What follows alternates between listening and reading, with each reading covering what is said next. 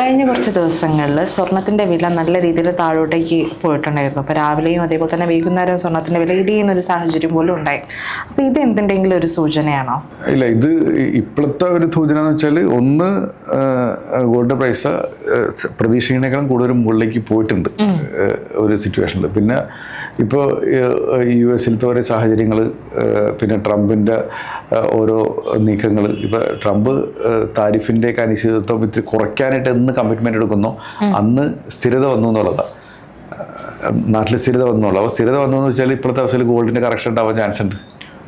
അപ്പോൾ അത് ഇപ്പോൾ എന്നാണോ ട്രേഡ് ഡീലൊക്കെ കറക്റ്റ് ആവുന്നത്, അവിടുത്തെ ഓരോ സാഹചര്യങ്ങൾ കറക്റ്റ് ആവുന്ന, അല്ലെങ്കിൽ അപ്പോൾ അതിനനുസരിച്ചിട്ട് ഗോൾഡിൻ്റെ പ്രൈസ് കറക്റ്റ് ആവാനായിട്ടുള്ള ചാൻസ് കൂടുതലാണ് ഇപ്പോഴത്തെ ഒരു സാഹചര്യത്തിൽ. അപ്പോൾ ഇപ്പോൾ ഓൾറെഡി ഗോൾഡിൻ്റെ പ്രൈസ് വളരെ അധികം അപ്രീഷിയേറ്റ് ആയിരിക്കുന്ന സമയത്ത് നമ്മൾക്ക് ഒരു ലോങ് ടൈമിലേക്കല്ല, ഒരു ഷോർട്ട് ടൈം പോയിന്റ് ഓഫ് വ്യൂലാണ് ഗോൾഡ് വാങ്ങി വെച്ചിരിക്കണമെന്നുണ്ടെങ്കിൽ അത് വിറ്റ് മാറുക എന്നുള്ളതാണ് നല്ലത്. പക്ഷേ ഇപ്പോൾ അതേപോലെ തന്നെ നമുക്ക് പ്രധാനമായിട്ടുള്ള ഒരു കാര്യം എന്ന് വെച്ചാൽ, ഇപ്പോൾ ഗോൾഡിൻ്റെ ആയാലും സിൽവറിൻ്റെ ആയാലും പ്രൈസിൽ വരുന്ന വേറൊരു പ്രത്യേകത വെച്ചാൽ, നമ്മൾ ഈ ഒരു പ്രൈസ് വരുന്നത് കണ്ടിട്ട് പല ആളുകളും ലിവറേജ്ഡ് ആയിട്ട് ഗോൾഡിൽ ഇൻവെസ്റ്റ് ചെയ്യുന്നത്. എന്നുവെച്ചാൽ കടമെടുത്തിട്ട് ഗോൾഡിൽ ഇൻവെസ്റ്റ് ചെയ്തിട്ട് അവസരം. അപ്പോൾ ചിലപ്പോൾ ചില ആൾക്കാർ ഫിനാൻഷ്യൽ ഇൻസ്ട്രുമെൻറ്റ്സ് ആയിട്ടുള്ള ഫ്യൂച്ചേഴ്സും ഓപ്ഷൻസിലൊക്കെ വാങ്ങിയിട്ടുണ്ട്, അതും ലിവറേജ്ഡ് പ്രൊഡക്റ്റാണ്. പിന്നെ അതുകൂടാണ്ട് ലോൺ എടുത്തിട്ട് ഇൻവെസ്റ്റ് ചെയ്തിട്ടുണ്ടാകും. അപ്പോൾ ഇങ്ങനെ ഒരു ചെറിയ കറക്ഷൻ വരുമ്പോൾ ലോൺ എടുത്തിട്ട് ആക്കിയതിൻ്റെ പേരിൽ താഴെ പോകുമ്പോൾ പെട്ടെന്ന് ആൾക്കാർക്ക് വിൽക്കേണ്ടി വരും. അപ്പോൾ നമ്മൾ കുറച്ച് പേര് വിൽക്കുമ്പോൾ ഈ കടമെടുത്ത് വാങ്ങിയതിൻ്റെ പേരിലും പെട്ടെന്ന് എടുത്ത് വെക്കുമ്പോൾ ഒന്നും കൂടിയും സപ്ലൈ കൂടെയാണ്. അപ്പോൾ പ്രൈസ് ഒന്നുകൂടി കറക്റ്റ് ആവും. അത് ഇപ്പോൾ ഗോൾഡിൻ്റെ പ്രൈസിൽ നടക്കുന്നുണ്ട്. അതാണ് ഒരു കാരണം. ഇപ്പോൾ നമ്മൾ ഈ പറഞ്ഞതിൽ പ്രധാനപ്പെട്ട കാര്യങ്ങൾ ഒന്ന്, കുറച്ചും കൂടിയും US-ലത്തെ സാഹചര്യങ്ങൾ നന്നാവുന്നത്, പിന്നെ ഇനി യുദ്ധങ്ങളിലൊക്കെ നെഗോഷിയേഷൻ ഉണ്ടാവുന്നത്, അതേപോലെ തന്നെ ഇപ്പോൾ ഓൾറെഡി പ്രൈസ് ഭയങ്കര ഹൈക്കാണ്. അപ്പോൾ ആളുകൾ പ്രോഫിറ്റ് ബുക്ക് ചെയ്യണ ഒരു സിറ്റുവേഷൻ ഉണ്ടാവും. പിന്നെ ഈ പറഞ്ഞ ലിവറേജ്ഡ് ആയിട്ട് ആൾക്കാർ കടമെടുത്തിട്ട് ഇൻവെസ്റ്റ് ചെയ്തിട്ടുണ്ടാവും. അതിനെ പറയണമെങ്കിൽ കുറേ പറയാനുണ്ട്. പക്ഷെ എന്നാലും ബേസിക്കലി കടമെടുത്തിട്ട് ഇൻവെസ്റ്റ് ചെയ്തിട്ടുണ്ടാവും. അപ്പോൾ താഴേക്ക് പോകുമ്പോൾ അത് പിടിച്ചിക്കാൻ പറ്റില്ല. ഉള്ള നേരത്തെ ആൾക്കാർ വിറ്റ് ഒഴിവാക്കുന്ന ഒരു സാഹചര്യം ഉണ്ടാവും. അപ്പോൾ ഒന്നും കൂടി താഴേക്ക് പോകാനായിട്ടുള്ള ഒരു സാഹചര്യം ഇവിടെ ഉണ്ടാവും.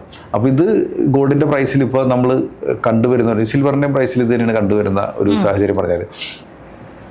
അപ്പോൾ ഇതൊരു പേടിക്കേണ്ട ഒരു കാര്യം തന്നെയാണ്.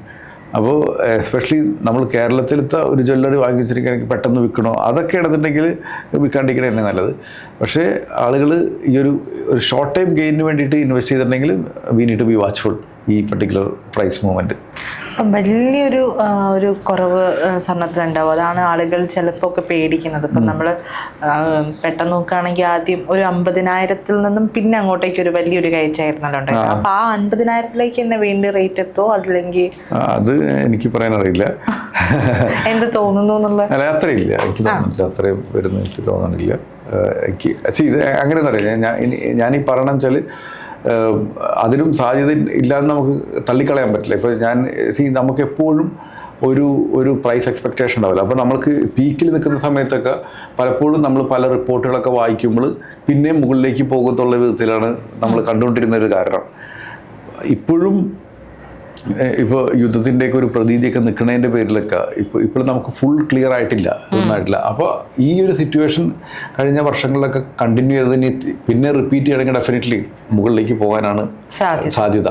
പിന്നെ ഗോൾഡിൻ്റെ ഒരു കാര്യം പറഞ്ഞു കഴിഞ്ഞാൽ പലരും ഡോളറിൽ ഇൻവെസ്റ്റ് ചെയ്യാനോ, ഇപ്പോൾ US ബോണ്ടുകളിൽ ഇൻവെസ്റ്റ് ചെയ്യുന്നതിനേക്കാളും കൂടുതൽ ആളുകൾ സ്വർണ്ണത്തിൽ ഇൻവെസ്റ്റ് ചെയ്യുന്ന ഒരു സാഹചര്യം വന്നിട്ടുണ്ട്.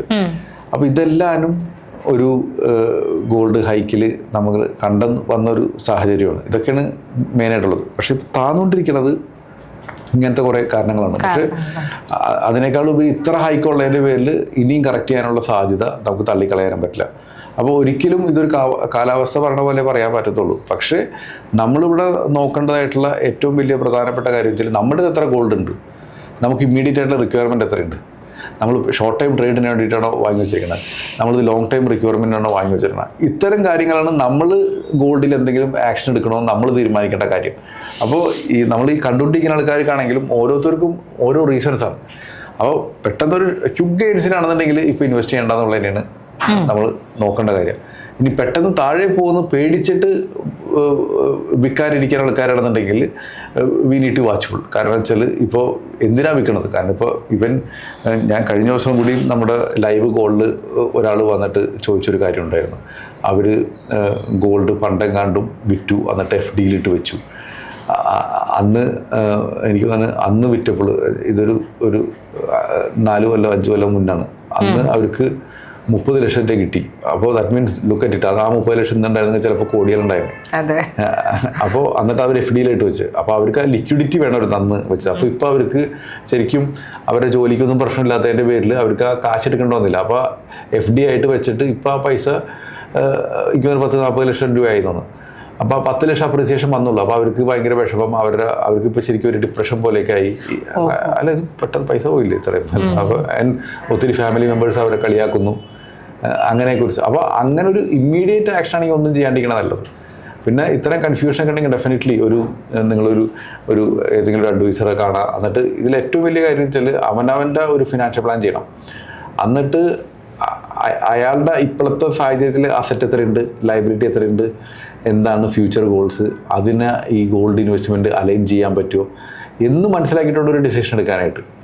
പലപ്പോഴും നമ്മുടെ നാട്ടിൽ ഗോൾഡിൻ്റെ വില കൂടെ കുറയില്ല, അത് വെച്ചിട്ട് മാത്രമാണ് എടുക്കുന്നത്. പക്ഷേ എനിക്ക് ആ ഗോൾഡിൻ്റെ വില കൂടിയിട്ട് എന്താണ് ആവശ്യം എന്ന് മനസ്സിലാക്കിയിട്ട് ഒരു ഡിസിഷൻ എടുക്കുകയാണെങ്കിൽ കുറച്ചുകൂടി നന്നായിരിക്കും. ഇതാണ് പലപ്പോഴും ഞാൻ പല ആൾക്കാരെയും കണ്ടിട്ടുണ്ട്. ഗോൾഡ് പെട്ടെന്ന് വിറ്റിട്ട് നമുക്കൊരു ധാരണ ഉണ്ടല്ലോ, ഗോൾഡിൻ്റെ വില കൂടുതലേ അറിയുള്ളൂ, പക്ഷെ നമുക്ക് നമ്മുടെ കയ്യിൽ ഗോൾഡ് ചെയ്തിട്ട് ഒരു കാര്യമില്ല എന്നുള്ളത്. അപ്പോൾ മണി എന്തെങ്കിലും വർക്ക് ചെയ്യണം എന്നാണല്ലോ നമ്മുടെ ആഗ്രഹം. അപ്പോൾ നമുക്ക് ഗോൾഡ് വിറ്റിട്ട് FD ഇട്ട് കഴിഞ്ഞാൽ നമുക്ക് ഇൻട്രസ്റ്റ് കിട്ടും, അങ്ങനെ ഒരു ആഗ്രഹം ഉണ്ടാവും. അല്ലെങ്കിൽ ഇത് പറമ്പ് പോയി കഴിഞ്ഞാൽ വീട് വയ്ക്കുക, അല്ലെങ്കിൽ പെട്ടെന്ന് വിൽക്കുക. പിന്നെ നമുക്കും ഒരു താരമാണ് പറമ്പിന് ഗോൾഡിനേക്കാളും വില കൊടുത്തിട്ടുള്ളത്. അപ്പോൾ ഇങ്ങനെ പെട്ടെന്നൊരു ഡിസിഷൻ എടുക്കാതെ അവനവൻ്റെ ആവശ്യം മനസ്സിലാക്കിയിട്ട് കാര്യങ്ങൾ ചെയ്യണമെന്നുണ്ടെങ്കിൽ ഭയങ്കര നല്ലൊരു കാര്യമായിരിക്കും. Okay, thank you.